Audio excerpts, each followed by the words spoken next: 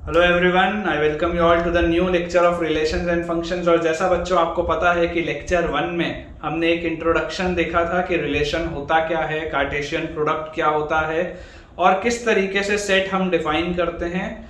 आज के लेक्चर में मैं आपसे रिलेशन की चर्चा थोड़ी सी और आगे करूंगा। अलग अलग हम तरीके के रिलेशंस देखेंगे, जैसे कि आइडेंटिटी रिलेशन क्या होता है, उसके बाद इनवर्स रिलेशन क्या होता है, रिफ्लेक्सिव रिलेशन है, सिमेट्रिक रिलेशन है, ट्रांजिटिव रिलेशन है एंड लास्टली इक्विवेलेंस रिलेशन है। ये तरीके के अलग अलग रिलेशंस हैं जिसकी आज हम चर्चा करेंगे इस पूरे लेक्चर में।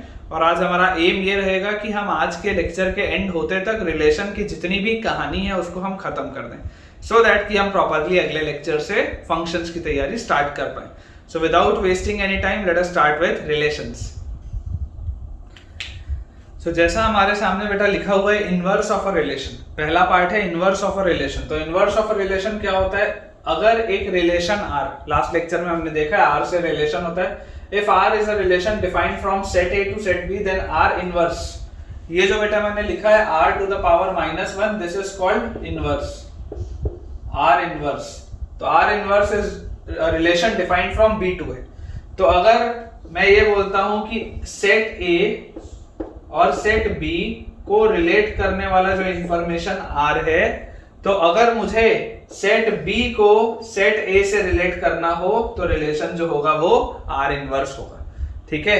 अब अगेन अगर हम थ्योरेटिकली देखें तो हमको हो सकता है तकलीफ हो समझने में, लेकिन अगर हम इसको सवाल के थ्रू देखें तो हमको ज्यादा बेटर अंडरस्टैंडिंग इसमें आ पाएगी। पहले मैं आपको नोटेशन सिंपल सा समझा दूं कि आपको ये तो दिख रहा है कि बस रिवर्स हो रही है चीजें इनवर्स वाले केस में। तो अगर मान लीजिए a, b एक ऑर्डर्ड पेयर है और ये वाला ऑर्डर्ड पेयर इस रिलेशन को सेटिस्फाई कर रहा था, तो a, b अगर था तो इनवर्स के केस में वो b, a हो जाएगा। आर इनवर्स में जो ऑर्डर्ड पेयर मुझे मिलेंगे वो b, a के फॉर्म के होंगे। अगर a, b रिलेशन r को सेटिस्फाई कर रहा था तो b, a relation r inverse को सेटिस्फाई करेगा। इसका मतलब ये है कि जितना पहले जो डोमेन हुआ करता था, याद करो डोमेन क्या होता था, ऑर्डर्ड पेयर में पहला वाला एलिमेंट डोमेन होता था और दूसरा वाला एलिमेंट रेंज होता था। तो जो डोमेन होगा, जो डोमेन होगा वो अब क्या हो गया, रेंज। और जो रेंज हुआ करता था वो अब क्या हो गया, डोमेन। तो क्या लिखा है मैंने, domain is converted into range elements and range is converted into domain elements.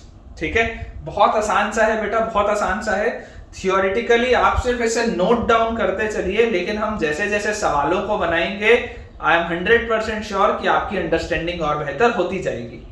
तो हमारे सामने जो पहला सवाल बेटा लिखा हुआ है वो ये है कि अगर n एक सेट है पहले 10 नेचुरल नंबर्स का, अगर n एक सेट है पहले 10 नेचुरल नंबर्स का, तो ये 1 से 10 तक के नेचुरल नंबर्स का सेट है एक n। मुझे इसमें बेटा बोला जा रहा है a और b कुछ इस तरीके से रिलेटेड है, a और b कुछ इस तरीके से रिलेटेड हैं such that a plus 2b जो है वो 10 के बराबर है। और यहां पर बेटा मुझे दिया गया है कि a और b ये जो दोनों एलिमेंट हैं वो नेचुरल नंबर है इसी सेट के। ठीक है, और मुझे बोला जा रहा है a प्लस 2b का वैल्यू 10 है। अब अगर बेटा मुझे ये बोला जा रहा है कि a प्लस 2b का वैल्यू 10 है, तो आप जरा सोच कर देखिए, आप जरा सोच कर देखिए, क्या मैं a को 1 रख सकता हूं क्या कभी भी? अगर मैं a को 1 रखूंगा तो गड़बड़ हो जाएगी, b नेचुरल नंबर नहीं आएगा। a को अगर मैं 2 रखता हूं तो सोचो b क्या आ जाएगा, 4 आ जाएगा। फिर a को 3 रखूंगा तो प्रॉब्लम आएगा, a को 4 रख सकता हूं, 4 रखते ही b क्या आ जाएगा, 3 आ जाएगा। फिर 5 नहीं रख सकता a को अगर मैं 6 रखूंगा तो ऑटोमेटिकली b मेरे पास 2 आ जाएगा, और a को अगर मैं 8 रखूंगा तो ऑटोमेटिकली b मेरे पास 1 आ जाएगा। तो मेरे पास जो a, b ऑर्डर्ड पेयर आया वो a, b ऑर्डर्ड पेयर क्या आया, 2, 4, 4, 3, 6, 2 एंड 8, 1। ये मेरे पास 4 ऑर्डर्ड पेयर आए, किसमें, रिलेशन R में। रिलेशन R में जो इसको सेटिस्फाई करते हैं, रिलेशन R में मतलब कि अगर मैं आपको बोलूं कि ये मेरे पास दो सेट है, सेट A और सेट B, तो सेट A के जो एलिमेंट्स हैं वो क्या हैं, 2, 4, 6 और 8, और सेट B के जो एलिमेंट्स हैं वो क्या है, 4, 3, 2 और 1। तो 2 जो है वो किसके साथ रिलेटेड है? 4 के साथ। 4 जो है वो 3 के साथ, 6 जो है वो 2 के साथ और 8 जो है वो 1 के साथ। तो ये जो अभी मैंने बनाया वो सिंपल रिलेशन की बात है, अभी तक मैंने इसमें इनवर्स की कोई बात नहीं की।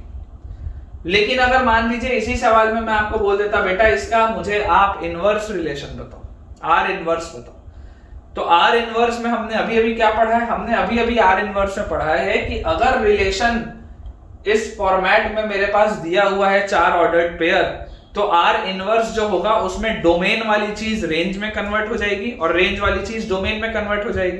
क्योंकि अगर ये ए और बी वाले सेट को आर रिलेट करता था तो बी से ए वाले सेट को कौन रिलेट करता है? Are inverse. तो आर इनवर्स के लिए ये वाला पोर्शन क्या होगा? डोमेन, और ये वाला पोर्शन क्या होगा? रेंज।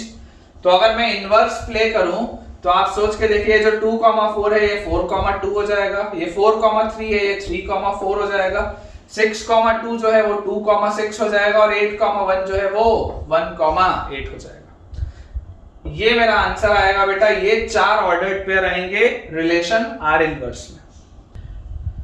सो बच्चों अगला सवाल हमारे सामने लिखा हुआ है कि अगर हमारे पास मान लीजिए एक सेट है ए और इस सेट ए में ये 5 एलिमेंट्स मेरे पास है 1 2 3 4 और 6, ये 5 एलिमेंट। सवाल बोलता है कि एक ऐसा रिलेशन है आर सेट ए में ही, इस सेट ए में ही एक रिलेशन इस तरीके का है आर सच दैट जो ordered pair a comma b बनेगा। अब देखो यहां पर दो अलग अलग सेट नहीं है, एक ही सेट है, तो ये जो ordered pair a comma b मिलेगा वो इन्हीं के एलिमेंट्स में से मिलेगा। ये कुछ इस तरीके के होने चाहिए सच दैट ये a कॉमा बी जो है ये सेट a का ही हिस्सा है। a is exactly divisible by b, मतलब ये जो पहला एलिमेंट है वो दूसरे से बराबर बराबर डिविजिबल होना चाहिए। a is exactly divisible by b, a को b से डिवाइड होना पड़ेगा। ठीक है, अब आप सोच के देखो, अगर मैं पहला एलिमेंट 1 लेता हूं, मान लो अगर मैं a की वैल्यू को 1 लेता हूं तो मुझे a भी इसी में से लेना है, b भी इसी में से लेना है। तो अगर मैं a को 1 लेता हूं तो इकलौती मेरे पास जो b की वैल्यू है वो क्या है? 1 ही है, क्योंकि 1 ही 1 से डिवाइड होता है। 1 जो है वो 2 से डिवाइड नहीं होगा, 3 से नहीं होगा, 4 से नहीं होगा, 6 नहीं होगा, क्योंकि आपको लिखा है ना a is exactly divisible by b, ये पहले नंबर को दूसरे नंबर से डिवाइड होना पड़ेगा। अगर मान लो मैं a को 2 लेता हूं तो a को अगर मैं 2 लूंगा तो b का वैल्यू मेरे पास 1 भी हो सकता है और 2 भी हो सकता है, दोनों हो सकते हैं, क्योंकि 2 जो है वो 1 से भी डिवाइड होगा, 2 जो है वो 2 से भी डिवाइड होगा। अगर मान लो मैं a को 3 बोलता हूं तो 3 बोलने में b जो है वो 1 भी हो सकता है और 3 भी हो सकता है। अगर मान लो मैं a को 4 बोलता हूं तो b जो है वो 1 भी हो सकता है, 2 भी हो सकता है और 4 भी हो सकता है, 3 नहीं होगा। और अगर बेटा मैं a को 6 बोलता हूं तो b का वैल्यू 1 2 3 और 6 चारों हो सकते हैं। b का वैल्यू 1 2 3 और 6 चारों हो सकता है, बिल्कुल पॉसिबल है। 1 से भी 6 डिवाइड होता है, 2 से भी होता है, 3 से भी होता है और 6 से भी होता है। तो नंबर ऑफ ऑर्डर्ड पेयर्स बेटा जो मेरे पास मिले वो क्या मिले? 1, 1 2, 1 2, 2, 3, 1 3, 3 4, 1 4, 2 4, 4 6, 1 6, 2 6, 3 और लास्टली 6, 6। इतने सारे मुझे ऑर्डर्ड पेयर्स मिले। कितने? 1 2 3 4 5 6 7 8 9 10 11 12, टोटल 12 ऑर्डर्ड पेयर्स मुझे मिले। Total number of ordered pairs कितने मुझे मिले? 12 ऑर्डर्ड पेयर्स मुझे मिले। अब मुझे क्या बोला जा रहा है कि आप मुझे इसका डोमेन और रेंज बताइए। तो बेटा डोमेन क्या होता था, याद करो। डोमेन होता था पहला वाला एलिमेंट। पहला वाला एलिमेंट क्या है? 1 है, 2 है, 3 है, 4 है और 6 है। 1 2 3 4 और 6 ये सब डोमेन है। और अगर मुझे रेंज बोला जाए निकालने के लिए तो रेंज क्या होगा? रेंज होगा बेटा जो दूसरा वाला एलिमेंट होता है। देखो दूसरा वाला एलिमेंट क्या क्या मिल रहा है? 1 2 3 4 और 6, रेंज भी सारा मिल रहा है 1 2 3 4 और 6। तो डोमेन और रेंज इस सवाल में बेटा दोनों के दोनों बराबर है। सो अब अगला सवाल हमारे पास बेटा लिखा है कि if a given relation R इस रिलेशन को सेटिस्फाई करने वाला ऑर्डर्ड पेयर x, y के फॉर्मेट का है, जहां पर x और y belongs to w, w मतलब होल नंबर, x और y जो है वो होल नंबर है, x और y जो है बेटा वो होल नंबर है, और मुझे रिलेशन बोल दिया गया है x square plus y square equal to 25 को सेटिस्फाई करने वाला। मुझे बोल दिया गया है कि x और y होल नंबर है और इस रिलेशन को सेटिस्फाई करना चाहिए। अब आप मुझे सोच के बताओ बेटा, होल नंबर 0 से स्टार्ट होता है, अगर मैं x की वैल्यू 0 रखूं तो y की वैल्यू मजबूरन 5 आएगी, -5 नहीं आ सकती क्योंकि वो होल नंबर नहीं। अच्छा, x की वैल्यू अगर मैं 1 रखूंगा तो y स्क्वायर 24 आ जाएगा, आंसर नहीं मिलेगा इसमें तो, क्योंकि होल नंबर चाहिए। x की वैल्यू मैं 2 रखूंगा तो y स्क्वायर 21 आ जाएगा, आंसर नहीं मिलेगा। x की वैल्यू अगर मान लो मैं 3 रखूंगा तो 3 स्क्वायर 9, तो y स्क्वायर का वैल्यू कितना आ जाएगा 16, y का वैल्यू आ जाएगा 4, ये भी आंसर मिल गया, ये भी आंसर मिल गया। अच्छा, इसके बाद x की वैल्यू अगर हम 4 रखेंगे तो 4 रखते ही 16, तो y स्क्वायर की वैल्यू आएगी 9, तो y की वैल्यू आ गई 3, आंसर मिल गया। एंड लास्टली बेटा, अगर हम x की वैल्यू 5 रखेंगे तो y स्क्वायर का वैल्यू आएगा 0, तो y का वैल्यू आ गया 0, होल नंबर है, आंसर मिल गया। तो मेरे पास total number of ordered pairs कितने आए बेटा, 4 आए, 0, 5, 3, 4, 4, 3 एंड 5, 0। ये मेरे पास बेटा 4 ऑर्डर्ड पेयर्स है। तो इसमें अब जो समझने वाली बात है, इसमें जो समझने वाली बात है वो क्या है कि मुझसे पूछा गया है डोमेन और रेंज। तो डोमेन और रेंज कैसे निकालेंगे? डोमेन होता है क्या, डोमेन होता है पहला वाला एलिमेंट, तो पहले वाले एलिमेंट में 0, 3, 4 और 5 आ रहा है, 0, 3, 4 और 5। और रेंज, रेंज क्या आ रहा है बोलो बेटा, रेंज आ रहा है 5, 4, 3 और 0, 5, 4, 3 और 0। मतलब कि डोमेन और रेंज दोनों का दोनों क्या है, सेम है इस सवाल में भी। तो बच्चों, जैसा आप देख रहे होंगे कि हम बहुत सारे सवालों की प्रैक्टिस कर रहे हैं, उसके पीछे का बेटा मकसद सिर्फ ये है कि आप जो कुछ बेसिक कंसेप्ट्स हैं उनके साथ फैमिलियराइज हो जाए, है ना। क्योंकि मैथ्स बेटा पढ़ने का तरीका वही है, मैथ्स आप सिर्फ थ्योरी पढ़ के सेलेक्ट नहीं हो सकते, ना ही उसको आप समझ सकते। मैथ्स में अगर आपको कमांड चाहिए तो उसके लिए लास्ट जो सॉल्यूशन है, मेन जो सॉल्यूशन है वो यही है कि हम ज्यादा से ज्यादा सवालों को बनाएं, क्योंकि हम जितने ज्यादा क्वेश्चंस की प्रैक्टिस करेंगे उतना ही हमारा ये कंसेप्ट जो है वो स्ट्रांग होगा। तो हमारे पास बेटा देखो लिखा हुआ है, अगर R1 एक रिलेशन है ऑर्डर्ड पेयर x, y को पाने के लिए such that y is equal to 2x plus 7, y जो है वो 2x प्लस 7 है।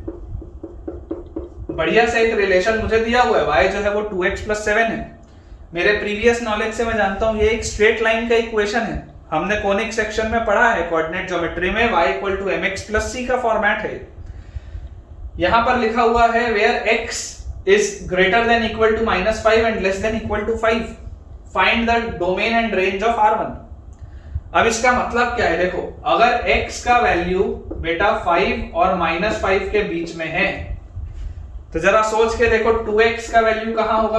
अगर मैं 2 से मल्टीप्लाई कर दूं हर तरफ तो 2x का वैल्यू -10 से 10 होगा, और अगर मैं हर जगह +7 भी कर दूं तो 2x प्लस 7 जो होगा वो 10 प्लस 7 और यहां पर -10 प्लस 7 ये होगा। तो ये जो 2x प्लस 7 था ये क्या था, y था, 10 प्लस 7 हो गया 17, -10 प्लस 7 हो गया -3। तो y जो मेरे पास आया वो कहां से कहां आया, -3 से लेकर 17 तक। y का बेटा जो मेरे पास आया मूवमेंट वो कहां से कहां आया, क्लोज ब्रैकेट -3 से लेकर क्लोज ब्रैकेट 17 तक। तो ये जो है बेटा देखो, ये जो y वाला एलिमेंट होता था, ये जो x, y आपने ऑर्डर्ड पेयर लिखा है, तो ये x वाला एलिमेंट डोमेन होता था, y वाला एलिमेंट रेंज होता था। तो अगर मुझे डोमेन पूछा हुआ तो डोमेन तो दिया ही हुआ सवाल में, डोमेन क्या है, डोमेन है क्लोज ब्रैकेट -5 से 5, ये डोमेन है। और अगर मुझसे इसका रेंज पूछा जा रहा है तो रेंज क्या आ गया, -3 से 17। जिसको समझने का अगर हम ग्राफिकल अप्रोच देखें तो वो भी बहुत सरल है। y equal to mx plus c अगर मैं बोलूंगा तो इस तरीके का मेरे पास लाइन बनना चाहिए, जिसका की स्लोप 2 होगा और y इंटरसेप्ट 7 होगा। अब अगर मैं ये देखूं, अगर मैं ये जानने की कोशिश करूं कि यार x की वैल्यू -5 से 5 है, तो x की वैल्यू -5, x की वैल्यू -5 में ये कहां पर होगा? x की वैल्यू -5 पे बेटा ये -5 × 2 -10 और 7 -3 पर होगा, ये -3 पर होगा। अगर ये पॉइंट -3 है तो x की वैल्यू -5 पर ये -3 पर होगा यहां पर, और x की वैल्यू +5 पर ये कहां पर होगा? x की वैल्यू +5 रखते 5 2 10 और 7, x की वैल्यू +5 पर ये आपके पास आ जाएगा बेटा समवेयर एट 17, समवेयर एट 17। मैंने टू द स्केल ग्राफ नहीं बनाया है इसलिए थोड़ा आपको अलग सा दिख रहा होगा। तो जब हमको x को उसने बांध दिया -5 से 5 में, जब आपके सवाल ने आपके x को बांध दिया -5 से 5 में, तो एक ग्राफ के इधर की दुनिया पूरी और ग्राफ के इधर की दुनिया पूरी मेरे लिए बेकार हो गई। क्यों? क्योंकि मेरा x जो है वो इतने पे बंधा हुआ है, मेरा x ये -5 से 5 में ही मूव करेगा, इसका मतलब है मेरा y जो है वो केवल इतने में ही मूवमेंट करेगा, यही ऑक्सीलेट होता रहेगा। तो मेरे पास ये आ गया -3 से लेकर 17 इसका रेंज, और डोमेन आ गया -5 से 5। सो बच्चों अब हमारे सामने लिखा हुआ है इनवर्स रिलेशन के बाद आइडेंटिटी रिलेशन। आइडेंटिटी रिलेशन क्या होता है? इसका डेफिनेशन ये बोलता है अ relation defined on a set A, किसी भी सेट पे it is said to be an identity relation if every element of A is related to itself and only to itself। सबसे पहली बात, every element, उस सेट का मौजूद हर element, उस सेट में मौजूद हर एलिमेंट केवल और केवल खुद से ही रिलेटेड है। every element of A is related to itself and only to itself, केवल और केवल खुद से ही रिलेटेड है।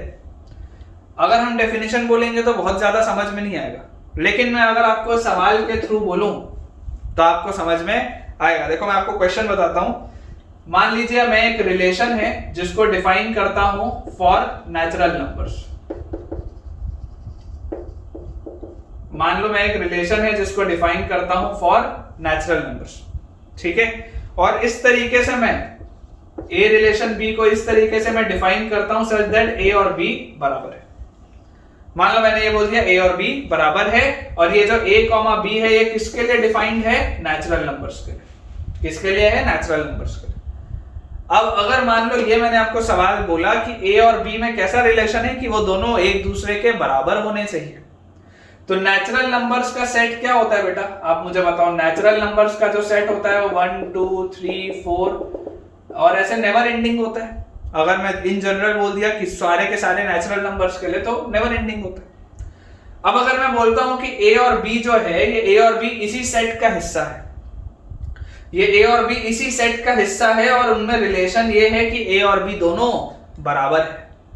a और b दोनों के दोनों क्या हैं? बराबर है। तो अगर बेटा मैं आपको बोलता हूं कि a और b दोनों के दोनों बराबर हैं, इसका मतलब क्या है? इसका मतलब सिर्फ और सिर्फ इतना सा है कि अगर मान लो मैं a की वैल्यू 1 रखता हूं तो मजबूरन b की वैल्यू 1 ही होगी, क्योंकि दोनों बराबर है। अगर मैं a की वैल्यू 2 रखता हूं तो मजबूरन b की वैल्यू 2 होगी। अगर मैं a की वैल्यू 3 रखता हूं तो मजबूरन b की वैल्यू 3 होगी, एंड सो ऑन। तो जो मेरे पास वैलिड आंसर्स आए, जो मेरे पास वैलिड ऑर्डर्ड पेयर्स आए, वो कैसे आएंगे? 1,1 2,2 3,3 एंड सो ऑन। तो क्या डेफिनेशन है? अ relation defined on a set ए, किसी सेट पे एक रिलेशन को इस तरीके से आप डिफाइन करिए, और ये आइडेंटिटी रिलेशन तब होगा इफ एवरी एलिमेंट, सारे के सारे एलिमेंट केवल और केवल खुद से ही रिलेटेड है। तो आप देख सकते हैं कि ये सारे के सारे जो एलिमेंट्स आते जाएंगे वो केवल और केवल किससे रिलेटेड है? देख लो, खुद से रिलेटेड है। सेम सेम लिखा हुआ है, सारे के सारे एलिमेंट्स केवल और केवल खुद से रिलेटेड है। ऐसे वाले रिलेशंस को कहा जाता है बेटा आइडेंटिटी रिलेशंस। इसको बेटा सेम चीज को समझाने का एक तरीका और हो सकता है कि जैसे मान लीजिए मैंने आपको एक सेट कोई बोल दिया कि मेरे पास एक सेट ए है जो कि 3 एलिमेंट्स कंटेन करता है 1 2 और 3। मेरे पास एक सेट ए है जो कितने एलिमेंट्स कंटेन करता है? 3 एलिमेंट्स 1 2 और 3। अब अगर ये बेटा मेरे पास दिया हुआ है 1 2 और 3 वाला, तो आप इसमें समझो कि अगर मैं आपको बोलता हूं कि एक रिलेशन ऐसा है जिसका आंसर आता है लेट अस से 1 1 2 2 एक रिलेशन ऐसा है जिसका आंसर सिर्फ ये आता है, जिसमें केवल दो ऑर्डर्ड पेयर्स आते हैं 1 1 और 2 2। मान लो ये रिलेशन R1 है। एक रिलेशन R2 है जिसमें आंसर्स आते हैं 1 1 2 2 3 3 2 3। तो मैं आपको ये बोलूंगा बेटा कि ना रिलेशन R1 ना रिलेशन R2 दोनों के दोनों ही आइडेंटिटी रिलेशन नहीं है। क्यों नहीं है? क्योंकि आपको मैंने बोला था डेफिनेशन ये बोलता है कि हर रिलेशन पहले तो मैप होना चाहिए और केवल खुद से ही मैप होना चाहिए। तो क्या इसमें मौजूद हर एलिमेंट मैप हो रहा है क्या? हर एलिमेंट तो नहीं हो रहा। 1 1 के साथ हो रहा है, 2 2 के साथ हो रहा है, लेकिन 3 तो नहीं हो रहा। 3 तो नहीं हो रहा, इसलिए ये गलत हो गया। यहां 1 1 के साथ हो रहा है, 2 2 के साथ हो रहा है, 3 3 के भी साथ हो रहा है, लेकिन 2 भी 3 के साथ हो रहा है। हमने तो ये बोला था कि केवल खुद से ही मैप होना चाहिए, तो गलत हो गया। ठीक है, आई होप आपको अब आइडेंटिटी रिलेशन थोड़ा सा बेहतर क्लियर होगा। सो बच्चों, अब अगला हमारे पास रिलेशन दिया हुआ है इनवर्स और आइडेंटिटी के बाद रिफ्लेक्सिव। रिफ्लेक्सिव रिलेशन क्या होता है? रिफ्लेक्सिव रिलेशन होता है एक ऐसा रिलेशन किसी सेट A पर if each and every element of A is related to itself. अब तुम बोलोगे सर यही तो डेफिनेशन आइडेंटिटी का भी था। तो बेटा आइडेंटिटी का डेफिनेशन और रिफ्लेक्सिव का डेफिनेशन थोड़ा सा अलग है। ये बोल रहा है कि हर एलिमेंट खुद से रिलेट होना चाहिए, और वो बोल रहा था कि हर एलिमेंट सिर्फ और सिर्फ खुद से रिलेट होना चाहिए। दोनों में अंतर है, ये सिर्फ और सिर्फ का अंतर है दोनों में। एक बोलता है कि अगर ये मैं एक एलिमेंट हूं तो मेरी मैपिंग खुद से होनी चाहिए, ये रिफ्लेक्सिव बोलता है। मेरी मैपिंग अगर किसी और से भी होगी तो कोई दिक्कत नहीं है, लेकिन खुद से भी होनी चाहिए। लेकिन आइडेंटिटी क्या बोलता था कि अगर मैं एक एलिमेंट हूं तो मेरी मैपिंग सिर्फ मुझी से होनी चाहिए, मेरी मैपिंग आप किसी और से नहीं कर सकते। फिर बोल रहा हूं, ध्यान से सुनो। आइडेंटिटी रिलेशन बेटा बोलता है कि अगर मैं एक एलिमेंट हूं तो मेरी मैपिंग आप सिर्फ और सिर्फ मुझसे करोगे। लेकिन रिफ्लेक्सिव रिलेशन बोलता है कि अगर मैं एक एलिमेंट हूं तो आप मेरी मैपिंग खुद से तो करो, खुद से तो होनी ही चाहिए, लेकिन अगर आपने किसी और से भी कर दी तो कोई दिक्कत नहीं। खुद से तो करो, उसके बाद किसी और से भी कर दो तो कोई दिक्कत नहीं। तो दोनों ही सिचुएशन में, आइडेंटिटी में भी रिफ्लेक्सिव में भी, खुद से तो मैपिंग होनी चाहिए, लेकिन आइडेंटिटी बोल रहा है कि मैं खुद के अलावा और किसी से मैपिंग नहीं करूंगा। लेकिन रिफ्लेक्सिव बोल रहा है कि एक बार मेरी मैपिंग खुद से हो गई तो फिर मैं किसी और से भी कर लूंगा। तो यही लिखा हुआ है बेटा। अगर देखो यहां पर बोला जा रहा है it should be related to itself, खुद से होना चाहिए, किसी और से भी होगा तो चलेगा। तो अगर A, B एक ऑर्डर्ड पेयर है, A, B, अगर वो किसी रिलेशन R में है, तो अगर A की मैपिंग B से हुई है तो ये बात 100% श्योर है कि A की मैपिंग A से भी होनी चाहिए। अगर ये दो सेट हैं और अगर पहले वाले सेट में A है और A की मैपिंग आपने B से कर दी, कोई दिक्कत नहीं है। लेकिन अगर इस रिलेशन को रिफ्लेक्सिव होना है तो A की मैपिंग A से भी होनी चाहिए। B से भी होगी तो चलेगी, लेकिन A से भी होनी चाहिए। वही लिखा है, इफ A, B, अगर ये एक ऑर्डर्ड पेयर इस रिलेशन में है, देन A, भी इस रिलेशन में होना चाहिए। However if there is a single ordered pair A, B, अगर मान लो A, B है such that A, does not belong to the relation, मान लो इधर पे A से इसकी मैपिंग नहीं हुई, मान लो इधर A से इसकी मैपिंग नहीं हुई, इसकी मैपिंग सिर्फ B से हो गई, तो क्या कभी ये रिफ्लेक्सिव रिलेशन हो पाएगा? क्या नहीं हो पाएगा, क्योंकि रिफ्लेक्सिव रिलेशन क्या बोल रहा है कि मेरी मैपिंग मुझसे तो होनी ही चाहिए, उसके बाद किसी और से कर लोगे तो चलेगा। ठीक है, तो ये अपना हो गया बेटा रिफ्लेक्सिव रिलेशन। अब इसको अपन एक आध सवाल से समझते हैं। सो बच्चों, हमारे पास एक नोट दिया हुआ है। नोट का पॉइंट ये है कि every identity relation is a reflexive relation. जितने भी आइडेंटिटी रिलेशन होते हैं वो सारे के सारे रिफ्लेक्सिव रिलेशन होते हैं, लेकिन सारे के सारे रिफ्लेक्सिव रिलेशन आइडेंटिटी रिलेशन नहीं होते, जो कि सेल्फ एक्सप्लेनेटरी है मुझे लगता है, क्योंकि मैंने बहुत डिटेल में आपको समझाया। अब मान लीजिए अगर मैं आपको एक सवाल के थ्रू समझाना चाहूं कि मेरे पास एक सेट A है या सेट N है, जिसमें मान लीजिए मेरे पास 3 एलिमेंट है 1, 2 और 3। अब अगर मैं आपसे बेटा बोलता हूं कि मैंने एक ऐसा रिलेशन डिफाइन किया जिसमें मुझे आंसर बेटा मिला, मान लेते हैं 1,1, 2,2, 3,3, 1,3, 2,3। मान लो मैंने एक कोई रिलेशन डिफाइन किया और मुझे ये आंसर मिला। तो मेरा पहला सवाल है, क्या ये रिलेशन आइडेंटिटी रिलेशन है क्या? तो जवाब है नहीं, आइडेंटिटी नहीं है। आइडेंटिटी क्यों नहीं है? क्योंकि मेरी मैपिंग केवल खुद से होनी चाहिए, किसी और से होगा तो नहीं चलेगा। लेकिन क्या ये रिफ्लेक्सिव है क्या? तो रिफ्लेक्सिव होने में आंसर आ जाएगा हाँ, बिल्कुल रिफ्लेक्सिव है। क्यों रिफ्लेक्सिव है? इसलिए रिफ्लेक्सिव है बेटा क्योंकि मेरी मैपिंग खुद से होने के बाद तुमने अगर किसी और से भी कर दिया तो कोई तकलीफ नहीं है। समझ आ गई बात? तो ये जो रिलेशन होगा ये आइडेंटिटी तो नहीं है, लेकिन 100% ये रिलेशन रिफ्लेक्सिव होगा। ठीक है, वैसे ही मान लो अगर मैं आपको एक अगला सवाल बोल दूं कि मेरे पास बेटा लिखा हुआ है कि एक रिलेशन है जिसको हमने डिफाइन किया है फॉर नेचुरल नंबर्स। एक रिलेशन है जिसको हमने डिफाइन किया है फॉर नेचुरल नंबर्स, और इसमें मैं बोल रहा हूं कि A is related to B in such a way that A divides B। A divides B। A और B दोनों नेचुरल नंबर हैं, A और B दोनों नेचुरल नंबर हैं, और ये इस तरीके से है कि A जो है वो B को डिवाइड कर रहा है। अब आप जरा सोच के देखो कि क्या ये रिफ्लेक्सिव रिलेशन होगा क्या, या क्या ये आइडेंटिटी रिलेशन होगा क्या? तो मैं आपको बोलूंगा बेटा आप एक एक करके सोचना चालू करो। मान लो आपने अगर, चलो सारे नेचुरल नंबर्स के लिए बोल रहे हैं अपन, लेट अस से शुरू के 6 नेचुरल नंबर के लिए सोचते हैं। तो अगर मैं आपको बोल देता हूं सेट, मेरे पास सेट है 1, 2, 3, 4, 5, 6, 6 नेचुरल नंबर्स के लिए मैं बोल रहा हूं। तो अगर मैं 6 नेचुरल नंबर्स के लिए बेटा बोल रहा हूं तो इसका मतलब बहुत सिंपल सा ये हो गया कि अगर मैं पहला एलिमेंट 1 लेता हूं तो दूसरा एलिमेंट 100% 1 लेना पड़ेगा, क्योंकि दोनों एलिमेंट इसी में से उठाने। तो अगर मैंने पहला एलिमेंट 1 लिया है तो दूसरा एलिमेंट भी 1 ही होगा, क्योंकि 1 ही 1 से डिवाइड करता है।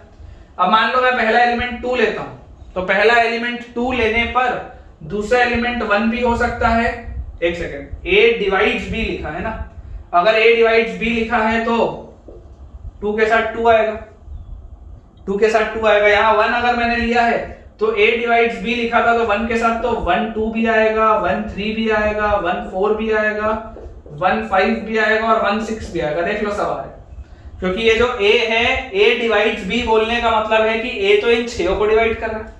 अगर मैं 2 लेता हूं तो 2 2 भी आएगा, 2 4 भी आएगा और 2 6 भी आएगा। अगर मान लो मैं 3 लेता हूं तो 3 3 भी आएगा और 3 6 भी आएगा। अगर मैं 4 लेता हूं तो 4 4 आएगा, 5 लेता हूं तो 5 5 आएगा, 6 लेता हूं तो 6 6 आएगा। इतने सारे आंसर आ जाएंगे मेरे पास। तो पर मुझे क्या बोला जा रहा है कि क्या ये आइडेंटिटी रिलेशन है क्या? ये आइडेंटिटी रिलेशन नहीं है। क्यों नहीं है? क्योंकि खुद के अलावा बहुत सारी मैपिंग हो रही है। बट क्या ये रिफ्लेक्सिव है? तो हाँ, ये रिफ्लेक्सिव है, क्योंकि हर नेचुरल नंबर खुद को तो डिवाइड करेगा ही करेगा। मैं 1 लूं या 100 लूं या 1000 लूं, हर नेचुरल नंबर खुद को तो डिवाइड करेगा ही करेगा। तो अगर वो खुद को डिवाइड करेगा, इसका मतलब क्या है? इसका मतलब यह है कि उसकी मैपिंग खुद के साथ तो हो ही रही है, क्योंकि वो हर को अपने आप को तो डिवाइड कर ही रहा है। तो देख लो 1 1 भी मिल गया, 2 2 भी मिल गया, 3 3 भी मिल गया, 4 4 भी है, 5 5 भी है, 6 6 भी है। तो रिफ्लेक्सिव तो हो गया क्योंकि खुद से तो मैपिंग हो गई, उसके बाद किसी और से भी हो तो कोई तकलीफ नहीं है। इसलिए ये वाला जो सवाल है, ये वाला सवाल आइडेंटिटी रिलेशन नहीं है लेकिन रिफ्लेक्सिव रिलेशन है। तो बच्चों अगला हमारे पास सवाल लिखा हुआ है, अगला जो मैं कोई एग्जांपल दे सकता हूँ रिफ्लेक्सिव रिलेशन का, वो है कि मान लीजिए मैं एक रिलेशन है जिसको डिफाइन करता हूं फॉर नेचुरल नंबर्स। मान लेते हैं कि मैं एक रिलेशन है जिसको डिफाइन करता हूं फॉर नेचुरल नंबर्स। अब यहां पर लिखा हुआ है कि मुझे इस रिलेशन से ऑर्डर्ड पेयर मिलना है x, y such that x is greater than or equal to y। x is greater than or equal to y, और नेचुरल नंबर्स के लिए क्यों? अब जरा तुम सोच के देखो कि अगर मैं x की वैल्यू 1 लेता हूं तो मेरी मजबूरी है y की वैल्यू 1 लेना, क्योंकि रिफ्लेक्सिव रिलेशन में मैपिंग खुद से होनी चाहिए। अगर रिफ्लेक्सिव रिलेशन में मैपिंग खुद से होनी चाहिए तो क्या ये 1,1 इसको सेटिस्फाई कर रहा है? क्या 1 इज ग्रेटर देन और इक्वल टू 1? इक्वालिटी लगी है। अब जरा सोच के देखो, अगर मैं x की वैल्यू 2 लेता हूं तो y की वैल्यू 2 लेना मेरी मजबूरी है। अगर मैं x की वैल्यू 2 लेता हूं बेटा तो y की वैल्यू 2 लेना मेरी मजबूरी है, क्योंकि 2 की मैपिंग 2 के साथ होनी चाहिए। 2 is greater than equal to 2, बिल्कुल सही है। लेकिन यहां पर मैं y की वैल्यू 1 भी तो ले सकता हूं, क्या दिक्कत है? 2 is greater than equal to 1 भी तो सही है। तो आप जरा सोच के देखो, 1,1 तो मिला, 2,2 भी मिला, लेकिन उसके साथ साथ 2,1 भी मिल गया। तो आपको ये तो दिखाई दे रहा है कि आइडेंटिटी तो किसी कीमत में नहीं बनेगा, लेकिन हाँ रिफ्लेक्सिव बनता हुआ दिखाई दे रहा है। क्यों बनता हुआ दिखाई दे रहा है? क्योंकि बेटा आप जो भी एलिमेंट लोगे डोमेन का, वो हमेशा खुद के तो बराबर होगा ही ना। अगर x इज ग्रेटर देन और इक्वल टू y लिखा हुआ है, अगर ये वाला रूल मुझे फॉलो करना है इस रिलेशन को बनाने के लिए, तो इस रूल के मुताबिक और रिफ्लेक्सिव रिलेशन होने के लिए खुद की मैपिंग खुद से होनी जरूरी है। तो अगर मैंने एलिमेंट 3 एक लिया है तो उसकी मैपिंग मुझे 3 से करवाना जरूरी है। तो अगर मैं 3 से इसकी मैपिंग कराऊं तो ये रिलेशन तो हमेशा ही फॉलो होगा ना। मैं चाहे x की वैल्यू 1000 ले लूं, चाहे 1 लाख ले लूं, वो हमेशा 1 लाख के तो बराबर ही होगा। 1000 लूंगा तो 1000 के तो बराबर ही होगा, क्योंकि सारे नेचुरल नंबर्स बेटा या तो खुद के बराबर होते हैं या अपने नीचे वाले नेचुरल नंबर से बड़े होते हैं। इस वजह से ये वाला जो रिलेशन है वो 100% रिफ्लेक्सिव होगा, 100% रिफ्लेक्सिव होगा।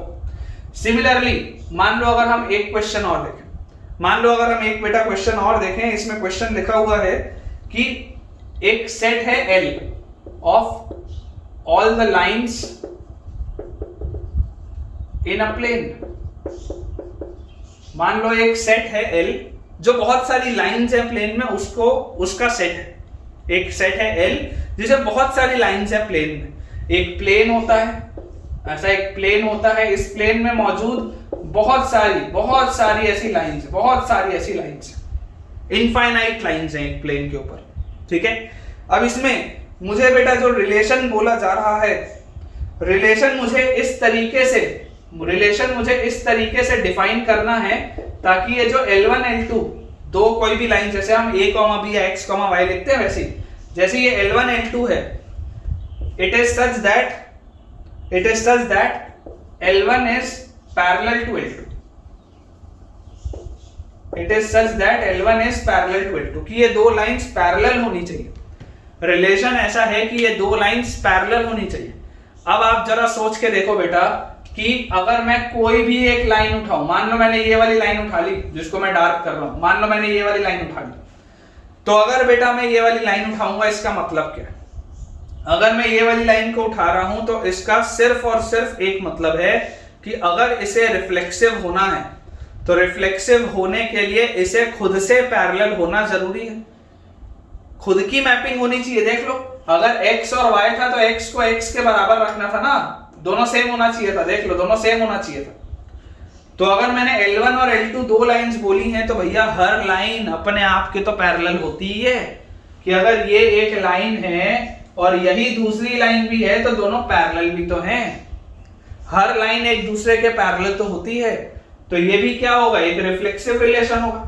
क्यों रिफ्लेक्सिव रिलेशन होगा? जैसे पिछले वाले में था कि a इक्वल टू मैंने b किया था तो हर नंबर एक दूसरे के तो बराबर था ही, वैसे ही हर लाइन अपने आप के तो पैरेलल होती ही है।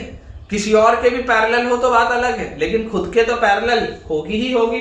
तो L1 इज पैरेलल टू, अगर मैंने L2 लिखा है और अगर मान लो मैंने L1 कोई भी एक लाइन उठाई तो L1 जो होगी वो पैरेलल खुद के भी तो होगी, it will be parallel to itself ना।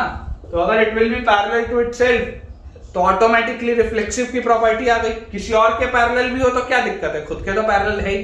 तो बच्चों अब अगला रिलेशन हमारे पास है सिमेट्रिक रिलेशन, ठीक है। सिमेट्रिक रिलेशन, अब सिमेट्रिक रिलेशन क्या होता है?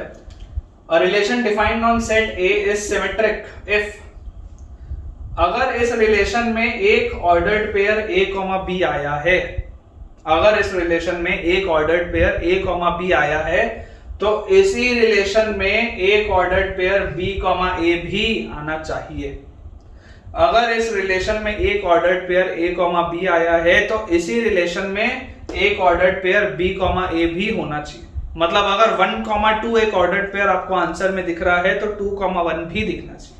अगर 1, 3 दिख रहा है तो 3, 1 भी दिखना चाहिए। अगर 5, 10 दिख रहा है तो 10, 5 भी दिखना चाहिए। आपके पास ये सेम आपको दिखना चाहिए, सिमेट्रिक के must be necessarily there in the same relation, होना ही चाहिए। जैसे मान लो अगर मैं आपको बोलता हूं ए रिलेशन बी इस तरीके से है such that a is parallel to b, तो अगर ए बी के पैरेलल होगा तो बी भी तो ए के पैरेलल होगा। L1 relation L2 such that L1 is perpendicular to L2, तो अगर L1 और L2 के बीच में 90 डिग्री का एंगल है तो L2 और L1 के बीच में भी तो 90 डिग्री का एंगल है, symmetric. A relation B, A is a cousin of B, अगर A B का कजन है तो B भी तो A का कजन है, सिमेट्रिक रिलेशन। ठीक है, सिमेट्रिक रिलेशन। उसी तरीके से मान लो अगर मैं आपको बोल देता हूं कि मैं A और B को नेचुरल नंबर्स में रख देता हूं, अगर मैं बोल देता हूं कि मैं A और B को नेचुरल नंबर्स में रख देता हूं इस तरीके से कि A प्लस B की वैल्यू 5 है, कोई भी आप ले लो, A प्लस B की वैल्यू आपके पास 5 है, तो बेटा अगर A प्लस B की वैल्यू 5 आएगी तो सोच के देखो B प्लस A की भी तो वैल्यू 5 आएगी, सेम ही तो आएगा। अगर A प्लस B की वैल्यू 5 आ रही है तो B प्लस A भी तो 5 आएगा। जरा सोच के देखो, अगर हम नेचुरल नंबर्स की बात कर रहे हैं तो 1, 4 एक ऑप्शन हो सकता है, 2, 3 एक ऑप्शन हो सकता है, तो अगर 1, 4 आया है तो 4, 1 भी तो ऑप्शन आएगा, अगर 2, 3 आया है तो 3, 2 भी तो ऑप्शन आएगा। सोच के देखो, अगर ये होल नंबर होता तो यहां मैं 0, 5 लिखता तो उधर 5, 0 भी तो मेरे पास आंसर में आता। तो अगर 1, 4 दिख रहा है तो 4, 1 भी दिख रहा है। These are called symmetric relations। लेकिन अगर मान लो मैंने आपको बोल दिया होता कि A, B belongs to natural number और A divides B, अगर मैंने ये लिख दिया होता A divides B, तो इस सिचुएशन में ये सिमेट्रिक नहीं होता, क्योंकि अगर A B को डिवाइड कर रहा है तो B A को डिवाइड नहीं करेगा। वो सिर्फ और सिर्फ तब होगा जब A और B बराबर हो, कि 2 और 2 है तो 2 2 को भी डिवाइड कर रहा है और यहाँ भी 2 इस 2 को डिवाइड कर रहा है, वो तब होगा। लेकिन अगर मान लो मैं ये बोल दूं कि 1 और 2 इसका एक आंसर है, मान लो अगर मैं बोल दूं इसका एक आंसर 1 और 2 है कि 1 डिवाइड्स 2, तो क्या 2 और 1 इसका आंसर कभी हो पाएगा? क्या कभी नहीं हो पाएगा, क्योंकि 2 थोड़ा ना 1 को डिवाइड करता है। ठीक है, आई होप बेटा आपको ये चीज क्लियर हो रही होगी कि सिमेट्रिक रिलेशंस क्या होते हैं। सो बेटा अब हमारे सामने लिखा हुआ है ट्रांजिटिव रिलेशन। ट्रांजिटिव रिलेशन क्या होता है? A relation on set A is said to be a transitive relation if A is related to B and B is related to C implies A is related to C। या इसको मैं ऐसा ही बोल सकता हूं कि अगर किसी रिलेशन का आंसर A, B है और अगर उसी रिलेशन का आंसर B, C भी है तो 100% उसी रिलेशन में A, C भी होगा। ये इसका मतलब है। थ्योरी से हो सकता है उतना ढंग से ना समझ में आए, लेकिन एग्जाम्पल से आपको समझ में आएगा। एग्जाम्पल देखो, एग्जाम्पल ये बोलता है कि A is related to B such that A minus B is even।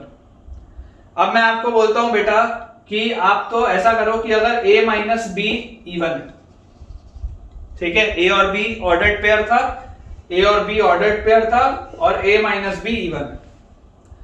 इसी में मान लो एक आंसर B और C भी है, एक ऑर्डर्ड पेयर B और C भी है और B minus C भी इवन, B minus C भी इवन। तो अब जरा सोच के देखो कि A minus C भी तो क्या होगा? इवन ही तो होगा। क्यों? क्योंकि आपको अगर A minus C लिखना है तो A minus C लिखने का तरीका होता है A minus B plus B minus C। इन दोनों को ऐड कर दो, इन दोनों को जैसे ही ऐड करोगे तो minus b plus b cut जाएगा, A minus C आ जाएगा। और एक इवन नंबर में से आप एक इवन नंबर अगर आप ऐड करेंगे तो इवन प्लस इवन भी तो इवन ही होगा। सोच के देखो, इवन प्लस इवन भी तो इवन ही होगा। तो वही तो हमने किया है, अगर A माइनस बी इवन है, B माइनस C इवन है तो A माइनस C भी तो इवन होगा। तो आ गया ना ये ट्रांजिटिव प्रॉपर्टी। या आप इसको ऐसे समझ लो, मान लो एक नंबर 4 है, एक नंबर 2 है और एक नंबर 6 है। एक नंबर 4 है, एक नंबर 2 है और एक नंबर 6 है, ठीक है। 6 माइनस 4 इवन है, 4 माइनस 2 इवन है, तो भाई साहब 6 माइनस 2 भी तो इवन होगा। सोच के देखो नंबर से, अगर 6 माइनस 4 इवन है, 4 माइनस 2 इवन है, तो 6 माइनस 2 भी तो इवन होगा। ये तो हो गया एक एग्जांपल। मान लो अगर मैं आपको एक दूसरा एग्जांपल और दूं, कि मान लेते हैं हम ए बी सी डिफाइन करते हैं नेचुरल नंबर्स में। मान लेते हैं हम एबीसी को डिफाइन करते हैं नेचुरल नंबर्स में, और मैं आपको बोलता हूं a is related to b in such a manner that a is less than b. a is related to b in such a manner that a is less than b. तो जरा सोच के देखो a और b का कैसा relation है। a और b का ऐसा रिलेशन है कि a b से छोटा है, ठीक है। b और c अगर मान लो मैं लेता हूं, तो b और c में कैसा रिलेशन है कि b जो है वो c से छोटा होगा। a और b के रिलेशन में a b से छोटा था, b और c के रिलेशन में b c से छोटा होगा। तो अगर a b से छोटा है और b c से छोटा है, तो a भी तो c से छोटा होगा ना। सोच के देखो, a भी तो c से छोटा होगा।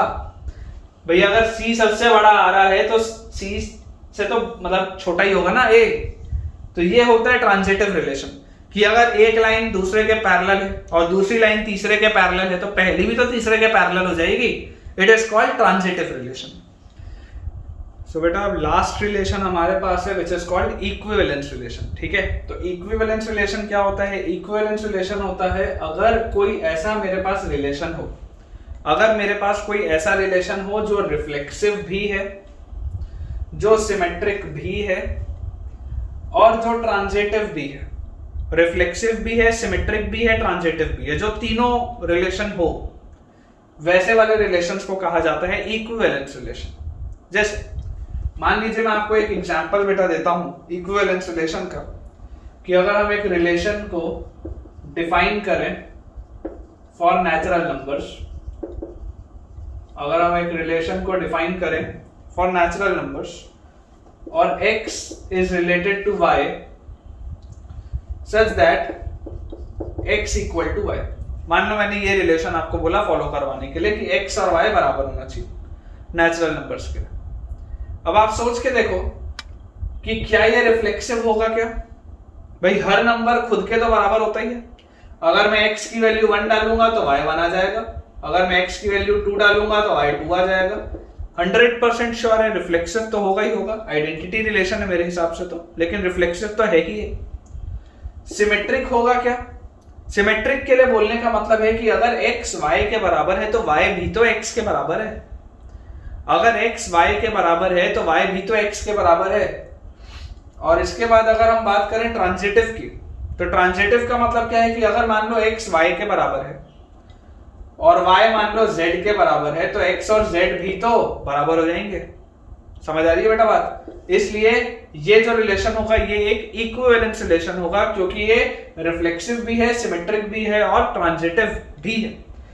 मैं आपको एक इसका एग्जांपल और दे देता हूं। मैंने अभी आपको थोड़ी देर पहले बताया भी था पैरेलल लाइंस के लिए, कि अगर मान लीजिए मैं आपको बोल दूं कि एक रिलेशन है a और b के बीच में इस तरीके का कि a और b पैरेलल है। अब रिफ्लेक्सिव क्या बोलता है? रिफ्लेक्सिव बोलता है कि मेरी मैपिंग खुद से होनी चाहिए, उसके बाद किसी और से होगा तो चलेगा। तो हर लाइन खुद के तो पैरेलल होती ही होती है, तो रिफ्लेक्सिव तो है ही, क्योंकि ये a वाली जो लाइन होगी वो a के तो पैरेलल होगी। सिमेट्रिक बोलने का मतलब क्या है कि अगर a b के पैरेलल है तो b भी तो a के पैरेलल होगा, तो सिमेट्रिक भी है। और अगर हम ट्रांजिटिव की बात करें तो अगर a b के पैरेलल है और b c के पैरेलल है, तो a और c भी आपस में पैरेलल होंगे, तो ट्रांजिटिव भी होगा। इसलिए ये भी एक इक्विवेलेंस रिलेशन होगा। और लास्ट अगर मान लो बेटा मैं आपको एक एग्जांपल इसका और लेके बताऊं कि लेट अस से x और y में कुछ इस तरीके का रिलेशन है कि x माइनस वाई जो है वो इवन है, x माइनस वाई जो है वो इवन है। तो आप बेटा जरा सोच के देखिए कि अगर x माइनस वाई इवन होगा तो इसका मतलब क्या? इसका मतलब बेटा सिर्फ और सिर्फ इतना सा है कि अगर मैं रिफ्लेक्सिव की बात करूं तो y और x बराबर होंगे। रिफ्लेक्सिव में खुद की मैपिंग खुद से होती है, तो उस वाले केस में, रिफ्लेक्सिव वाले केस में x और y जैसी बराबर होंगे तो x माइनस x करने से 0 आ जाएगा। 0 एक इवन नंबर होता है, बिल्कुल सही बात है।